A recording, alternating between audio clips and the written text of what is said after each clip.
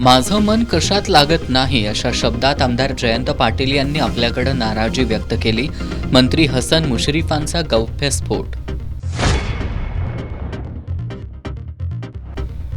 S ट्रेडर्सच्या गुंतवणूकदारांना काही अंशी दिलासा. संचालकांची 13 कोटी रुपयांची मालमत्ता जप्त करण्याचे प्रधान सचिवांचे आदेश. चंदगड तालुक्यातील माणगाव इथं अचानक लागलेल्या आगीनं 15 एकराचा परिसर घेतला कवेत. शेतकऱ्यांचं लाखो रुपयांचं नुकसान. एकीकडे जिल्हाधिकाऱ्यांनी शेतीतील AI तंत्रज्ञानाची माहिती घेतली, तर दुसरीकडे एका विज्ञाननिष्ठ शेतकऱ्याचं नुकसान व्हावं म्हणून त्याच्या शेतात भानामती करण्यात आल्याचा प्रकार उघडकीस. राधानगरी तालुक्यातील या विरोधाभासाची दिवसभर चर्चा.